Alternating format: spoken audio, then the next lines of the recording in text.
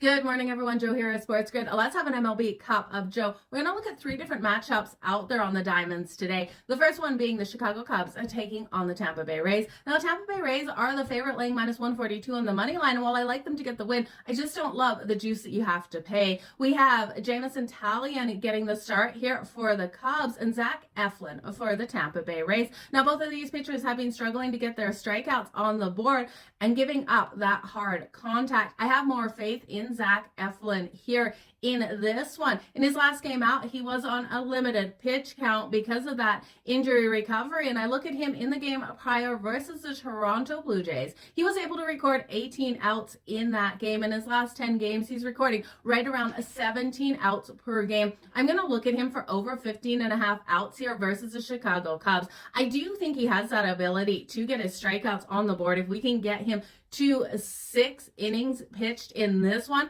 and then he can record both of those. So the over 4.5 strikeouts is coming in at minus 112. It's scary when you look at his numbers, but I do think he could get 5 strikeouts in this one on the Cubs, who do strike out a lot. And then his out 15 and a half to the over is coming in at minus 102. I'm going to hit both of those in this matchup here versus the Cubs. Now, the next game we're going to look at the Pittsburgh Pirates taking on the St. Louis Cardinals. And yes, the Pirates are giving the nod to Paul Skeens. Paul Skeens has been lights out there for the Pittsburgh Pirates. I can't believe how strong he's come out here, and I do think that continues here today against the St. Louis Cardinals. Look for him to limit the bats out there for the Cards, and the Cards to go under their team total. That team total coming in at 3.5. Now to the under 3.5, it's kind of juicy at minus 130, but that's juice I'm willing to lay. I do think that Paul Skeens is able to record the win for his team in this one. So let's look at the matchup between the Texas Rangers and the LA Dodgers. Now the Dodgers giving the start here to James Paxton. We know his struggles over his last couple of starts. It hasn't looked pretty, but James Paxton is a pitcher that I do trust in for the LA Dodgers. Dane Dunning getting the start for the Rangers. Now he's 4-4 on the season with a 4.09 ERA. He's phenomenal getting those strikeouts, 57 strikeouts in